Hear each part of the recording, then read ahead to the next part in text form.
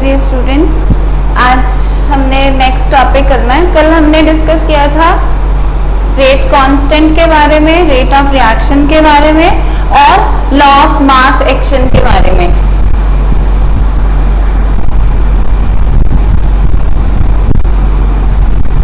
Law of mass action में हमने देखा था कि rate of any reaction is directly proportional to product of concentration of the reactants raised to the power of their coefficients। ठीक है, और फिर हमने proportionality को हटा के उसकी जगह proportionality constant लगा दिया and that constant we called it rate constant। जब हम rate constant को पढ़ रहे थे तो हमने एक term यूज की थी order of reaction, remember? आज हमने इसी को डिस्कस करना है that what is order of reaction, क्योंकि हमने कहा था कि जो रेट कांस्टेंट के यूनिट्स होते हैं वो ऑर्डर के ऊपर डिपेंड करते हैं। रेट के यूनिट्स तो फिक्स्ड ही हैं, मोल पर लीटर पर सेकंड, लेकिन जो रेट कांस्टेंट के यूनिट्स हैं वो ऑर्डर ऑफ रिएक्शन पे डिपेंड करते हैं। तो आज हमने यही करना है।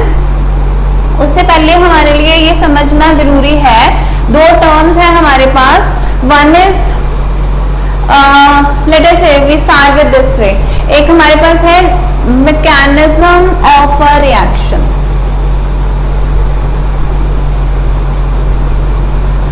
मैकेनिज्म ऑफ द रिएक्शन का मतलब क्या है? How the reaction has proceeded, कैसे रिएक्शन हुई है। हो सकता है रिएक्शन एक ही स्टेप में हो गई, हो सकता है रिएक्शन 2 या 3 स्टेप्स में हुई, तो उसे हम बोलते हैं रिएक्शन मैकेनिज्म। जैसे मान लो in day to day life अगर हम कहें कि आपने ग्राउंड फ्लोर से 7th फ्लोर पे जाना है, तो एक तो तरीका है आप लिफ्ट में बैठे और सीधे 7th फ्लोर पे पहुंच गए एक ही स्टेप में। दूसरा है आप बाय स्टेयर्स गए, 3 फ्लोर चढ़ने के बाद यू गेट टायर्ड, फिर आप 10-15 मिनट रेस्ट करते हो, फिर बाकी के स्टेप्स। ठीक है, तो that means you have taken 2 steps. ऐसे ही हमारी रिएक्शन जो है वो सिंगल स्टेप में भी हो सकती है और मल्टीपल स्टेप में भी हो सकती है। जैसे मान लो हमने कहना है A + B गिव्स D, ये सिंगल स्टेप रिएक्शन हो गई। ठीक है, हो सकता है यही रिएक्शन 2 स्टेप्स में हुई हो, A + B gives C, then C gives D। अगर हम इन दोनों स्टेप्स को ऐड करेंगे तो what do we get? A + B gives D। सिर्फ फर्क क्या है कि this is only in 1 step, ये सिर्फ एक ही स्टेप में हो जा रही है और ये 2 स्टेप्स की रिएक्शन है। ठीक है, और जैसे कि हमने रेट ऑफ रिएक्शन में पढ़ा, हमने क्या कहा? हर एक रिएक्शन की अपनी एक स्पीड होती है। ठीक है, तो हर रिएक्शन की अपनी स्पीड है। लेट अस से इसका रेट ऑफ रिएक्शन R1 है। ठीक है, इसका रेट रिएक्शन R2 है, R3 है। अब R1, R2, R3 तीनों सेम हो या ना हो ये कोई जरूरी नहीं है। R1, R2, R3 सेम नहीं हो भी सकते हैं, नहीं भी हो सकते। जनरली क्या होता है कि जब रिएक्शन मल्टीपल स्टेप्स में होती है तो some of the steps are slow, some are very slow यानी कि स्लोएस्ट, एंड सम स्टेप्स में be fast.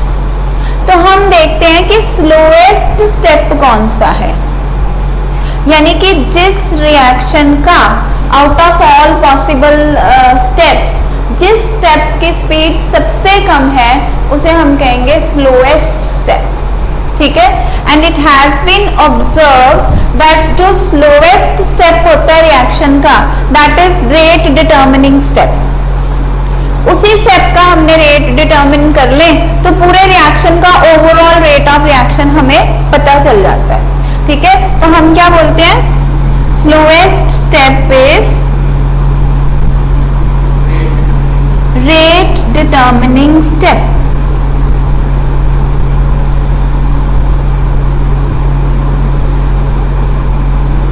Slowest step is rate determining step. तो ये तो हो गया हमारा that what is mechanism. Mechanism क्या है? इट्स अ प्रोसेस और the number of steps in involved in a particular reaction. The reaction may take place in one step or in many steps. If the reaction takes place in many steps, the slowest step of the reaction is known as rate determining step. Note down कर लो इसको.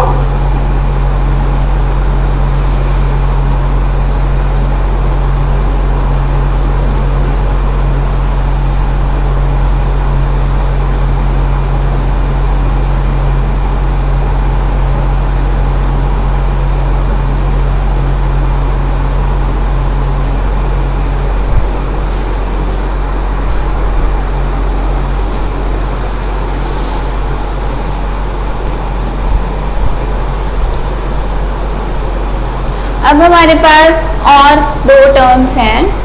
One term is called molecularity and other term is called, oh my god, order of reaction. Molecularity and order of reaction.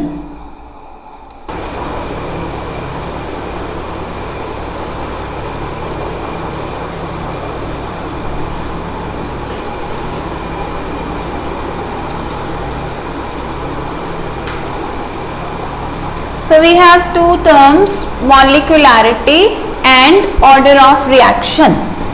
Molecularity क्या है कि कितने number of molecules किसी भी reaction में participate कर रहे हैं. जैसे कि हमने कल भी डिस्कस किया था, कोलिजन थ्योरी क्या कहती है कि नंबर ऑफ मॉलिक्यूल्स हैं, they keep on striking with each other and that results in formation of the product. ठीक है, तो इसका मतलब है कि मॉलिक्यूलैरिटी क्या है कि कितने नंबर ऑफ मॉलिक्यूल्स किसी भी रिएक्शन में पार्टिसिपेट कर रहे हैं रिएक्टेंट के. जैसे मान लो हम लिखते हैं N2 plus 3H2 gives us 2NH3. तो इसमें कितने मॉलिक्यूल्स हैं? एक इसका, तीन इसके, एक नाइट्रोजन का मॉलिक्यूल है, तीन मॉलिक्यूल हाइड्रोजन के. तो टोटल मॉलिक्यूलैरिटी कितनी हो गई? 4. इस रिएक्शन की मॉलिक्यूलैरिटी जो है दैट इज 4. ठीक है, अगर हम रिएक्शन लिखें N2 plus O2 gives us 2NO. अब इसकी मॉलिक्यूलैरिटी कितनी है?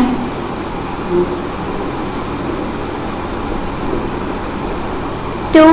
ठीक है, हम रिएक्शन जनरली हमेशा बैलेंस्ड केमिकल इक्वेशन को ही लिखते हैं, तो इसलिए इसकी मॉलिक्यूलैरिटी कभी भी फ्रैक्शनल नहीं होती. जब भी हमारे पास, जैसे हमारे पास ये नौबत आई H2 plus half O2 gives us H2O, तो हम इस रिएक्शन को क्या कर लेते हैं, हम इसे बैलेंस कर लेते हैं. 2H2 plus O2 gives us H2O. तो अब मॉलिक्यूलैरिटी कितनी है? मॉलिक्यूलैरिटी हो गई इसकी 3. मॉलिक्यूलैरिटी इज नेवर फ्रैक्शनल. फ्रैक्शनल नहीं लेते हम, क्योंकि मॉलिक्यूल आधा तो नहीं ना होता. ये तो हम सिर्फ अपने समझने के लिए कर लेते हैं. मॉलिक्यूल आधा कभी नहीं होता प्रैक्टिकली अगर हम देखें तो. ठीक है, तो इट इज नेवर फ्रैक्शनल. क्या ये 0 हो सकती है मॉलिक्यूलैरिटी? मॉलिक्यूलैरिटी क्या है? Number of molecules participating in a reaction. अगर हम कह दें कि मॉलिक्यूलैरिटी 0 है तो इसका मतलब तो रिएक्शन हुई नहीं. If no reactant is participating there is no reaction. So molecularity can never be 0. हमेशा होल नंबर होगी 1 2 3, कुछ भी हो सकती है, बट इट डिपेंड्स अपॉन कि कितने मॉलिक्यूल्स जो हैं वो पार्टिसिपेट कर रहे हैं रिएक्शन के अंदर. ठीक है, रिएक्शन चाहे एक स्टेप है चाहे 10 स्टेप है, हर स्टेप की अपनी अपनी एक मॉलिक्यूलैरिटी होगी. अगर कोई रिएक्शन 3 स्टेप्स में हो रही है तो फर्स्ट स्टेप की अलग मॉलिक्यूलैरिटी, सेकेंड स्टेप की अलग मॉलिक्यूलैरिटी और थर्ड स्टेप की अलग मॉलिक्यूलैरिटी. हर एक स्टेप की मॉलिक्यूलैरिटी जो है वो अलग अलग होगी. ठीक है, ऑन दी अदर हैंड अगर हम बात करें कि what is order of reaction, तो ऑर्डर ऑफ रिएक्शन होता है actually molecules of reactants participating in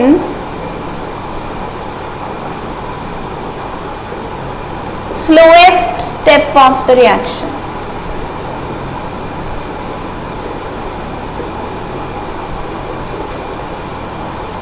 अब हमने कह दिया कि हर एक स्टेप की अपनी मॉलिक्यूलरिटी होती है, लेकिन स्लोएस्ट स्टेप की जो मॉलिक्यूलरिटी होगी उसे हम क्या कहेंगे?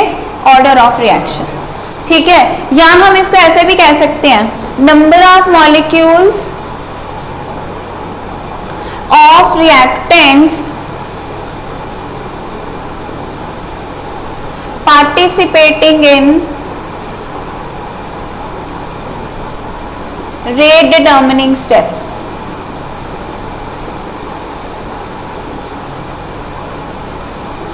Is called order of reaction. ऐसे भी कह सकते हैं।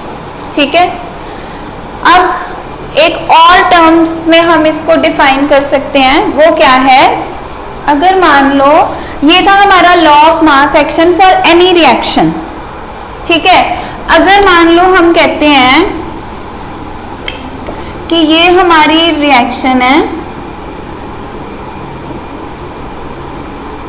और इसका जो स्लोएस्ट स्टेप है वो ये है।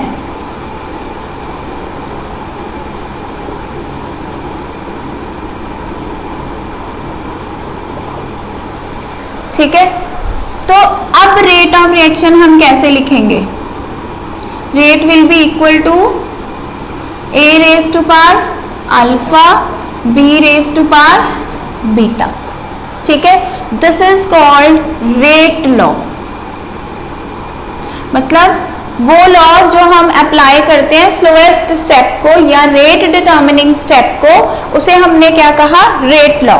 That is the difference between law of mass action and rate law. कि जो लॉ ऑफ मास एक्शन है वो हम हर एक रिएक्शन को अप्लाई करेंगे, लेकिन जो रेट लॉ है वो सिर्फ रेट डिटर्मिनिंग स्टेप को लगेगा। ठीक है, सिर्फ स्लोएस्ट स्टेप को लगेगा, क्योंकि मैकेनिज्म में जरूरी नहीं है ना, जैसे मैंने आपको बताया था a plus B gives C, C gives D. ठीक है, ओवरऑल हमारा रिएक्शन है a plus B gives D. Reaction हमें ये नजर आ रहा है, ये स्टेप फास्ट है, ये स्टेप स्लो है, तो रेट लॉ किसको लगेगा? स्लोएस्ट स्टेप को। तो according to rate law, rate will be equal to k into concentration of C, जो कि यहाँ कहीं है ही नहीं। तो फिर ये कहाँ से आया? ये हमने रेट लॉ लगाया। Rate law is applicable only for rate determining step और द स्लोएस्ट स्टेप। ठीक है, तो जो ये रेट डिटर्मिनिंग स्टेप में हमने रेट लॉ लगाया, अब सम टोटल ऑफ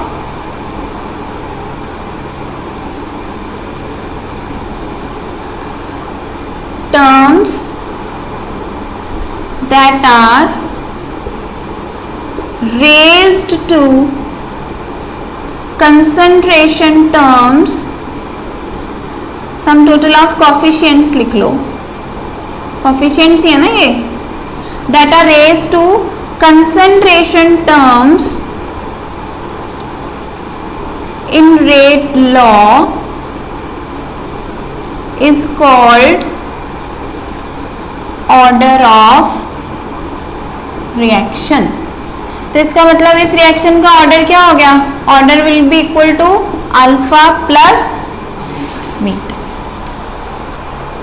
फर्क समझ लग गया मॉलिक्यूलरिटी और ऑर्डर ऑफ रिएक्शन में? मॉलिक्यूलरिटी हर एक स्टेप की अपनी अपनी होगी, ऑर्डर सिर्फ स्लोएस्ट स्टेप का होगा।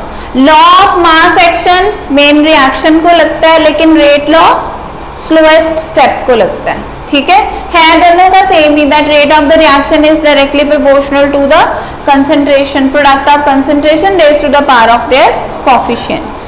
ठीक है, इसे नोट कर लो। ऑर्डर ऑफ रिएक्शन जो है, यही लिख देती हूँ, order of reaction, order can be zero, fractional और होल नंबर। अभी मैं आपको बताऊंगी कि ऑर्डर जीरो कैसे हो सकता है ना।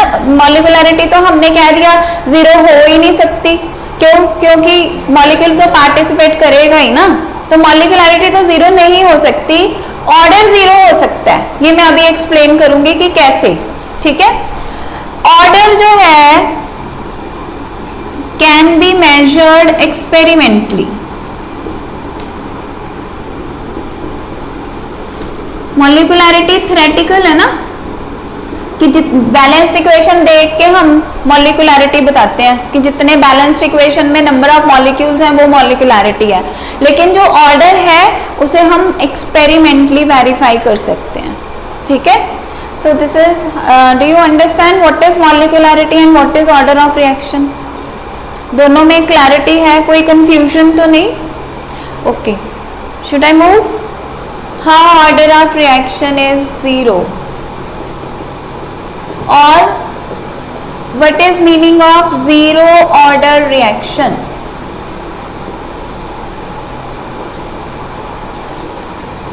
एक बात समझो, एक कल हमने रिएक्शन की थी फोटोसिंथेसिस, क्या कहा था? what is photosynthesis? Carbon dioxide combines with water, produces glucose and oxygen in presence of sunlight. और हमने कहा था कि अगर सनलाइट हुई ना, रिएक्शन होगा ही नहीं। कैसे? आपने जितनी मर्जी कार्बन डाइऑक्साइड डाल दी, जितना मर्जी वाटर डाल दिया, रिएक्टेंट तो आप डाल रहे हो लेकिन रिएक्शन हो ही नहीं रहा। इसका मतलब क्या हुआ कि हमारा जो रेट ऑफ रिएक्शन है that does not depend upon concentration of reactants, जबकि हम शुरू से क्या कहते आ रहे हैं, that rate of reaction depends upon concentration of reactant. यहां पे आके क्या हुआ? It does not depend upon concentration of reactant, rather it is depending upon some other factor, then the order of the reaction is said to be zero. बात समझे? Zero order reaction कब कहना है हमने? अगर कोई रिएक्टेंट पार्टिसिपेट तो कर रहा है रिएक्शन के अंदर लेकिन रेट ऑफ रिएक्शन को अफेक्ट नहीं कर रहा, तो हम उसे कहते हैं जीरो ऑर्डर रिएक्शन। बात समझ आई? If concentration of reactant does not affect rate of reaction, the reaction is called zero order reaction।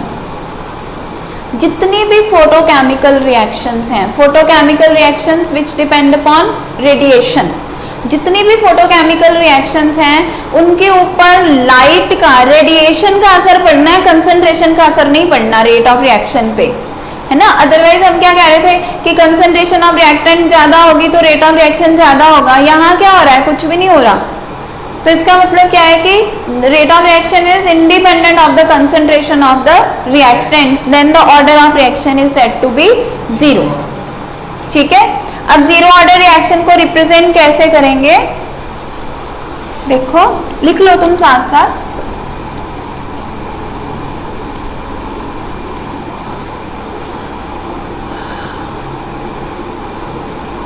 एक तो इसका एग्जाम्पल होता है हमारे पास हाइड्रोलिसिस ऑफ एस्टर।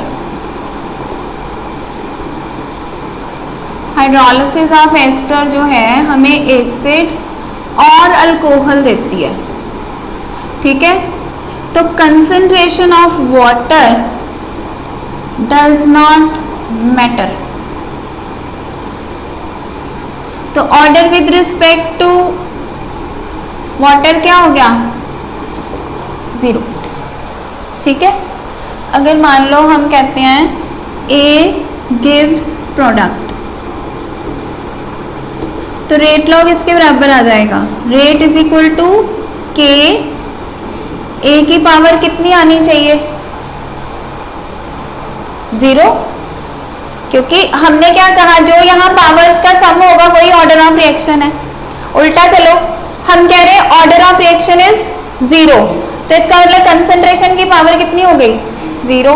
अगर किसी चीज की पावर 0 हो तो वो किसके बराबर हो जाता है? 1 के। कोई भी चीज जिसकी पावर 0 होगी तो that will be equal to 1। अगर आप 2 की पावर 0 कर दो तो आंसर क्या आना है? 1। 2 की पावर 1 करोगे तो आंसर आना है 2। हाँ ठीक है, 2 की पावर 2 करोगे तो 4 आना है, लेकिन 2 की पावर 0 होगी तो 1। जब किसी भी चीज की पावर 0 होती है तो आंसर इज ऑलवेज 1। तो फिर रेट किसके बराबर हो गया? के, क्योंकि ए नॉट हमने यहाँ पे 1 पुट कर दिया, के इक्वल हो गया। के क्या है? Rate constant. तो इसके यूनिट्स क्या हो गए?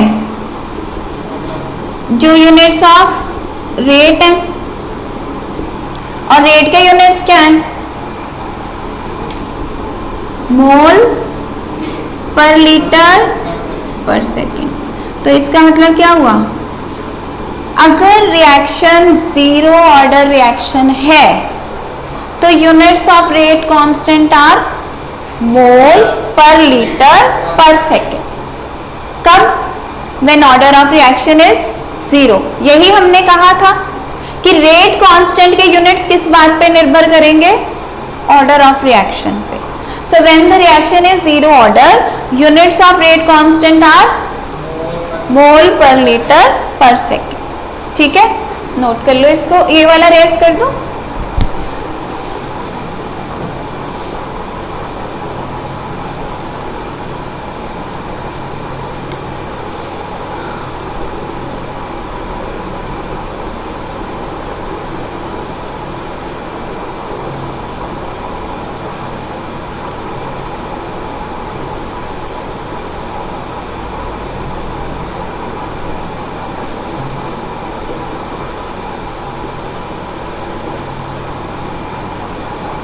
आगे देखो, अगर हम कहते हैं कि रिएक्शन हमारी फर्स्ट ऑर्डर रिएक्शन है, अगर रिएक्शन फर्स्ट ऑर्डर रिएक्शन है तो कंसंट्रेशन टर्म की पावर कितनी आएगी?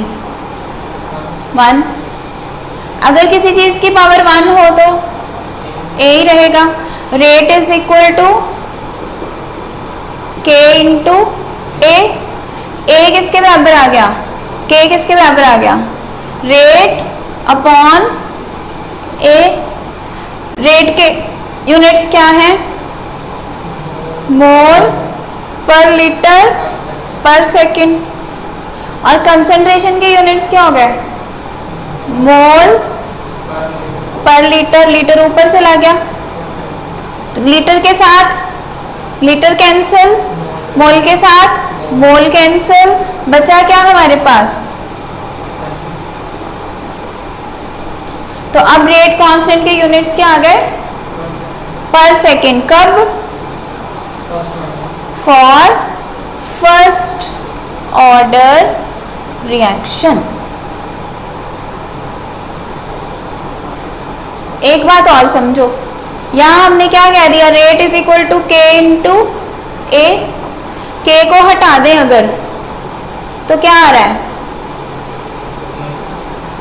Rate is proportional to concentration. हमने वहां क्या कहा था? 0 ऑर्डर में, 0 ऑर्डर में हमने कहा था rate is independent of concentration. First order में क्या आ गया हमारे पास? Rate is directly proportional to concentration of reactants. Rate is directly proportional to concentration of reactants. What if अगर कंसंट्रेशन डबल हो गई तो रेट में क्या चेंज आएगा? सेम रहेगी। कंसंट्रेशन डबल हो गई, रेट सेम रहेगी? डबल हो जाएगी। अगर कंसंट्रेशन 3 गुना हो गई तो रेट भी 3 गुना। अगर कंसंट्रेशन 4 गुना हो गई तो 4 गुना। क्यों? क्योंकि rate is directly proportional to concentration.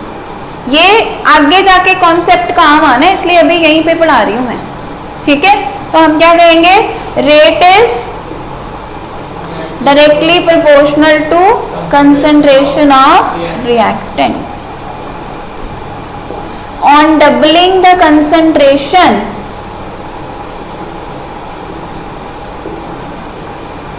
rate will also doubles. ठीक है, this is for first order reaction.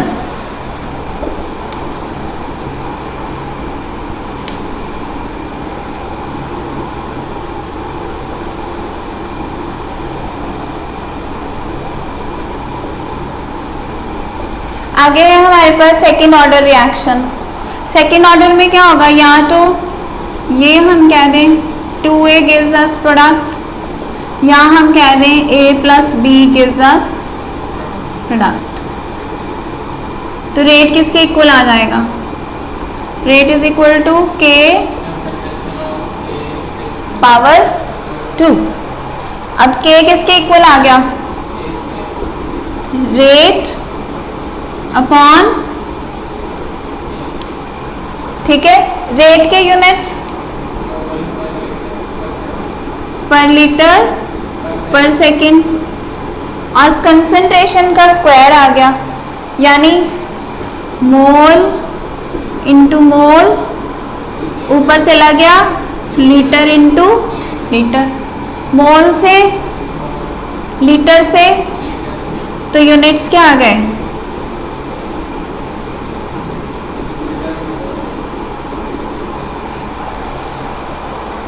Litre पर मोल पर सेकेंड. फर्स्ट ऑर्डर में क्या आया था, सेकेंड इनवर्स. सेकेंड ऑर्डर में क्या आ गया, लीटर पर मोल पर सेकेंड.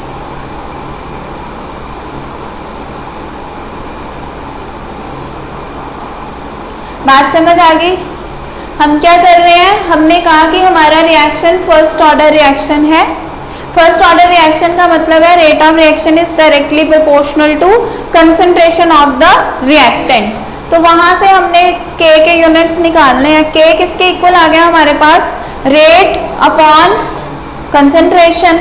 रेट के यूनिट्स लिख लिए, कंसंट्रेशन के यूनिट्स लिख लिए, जो आपस में कैंसिल हो सकते थे उनको कैंसिल कर दिया, and finally we got k is equal to second inverse.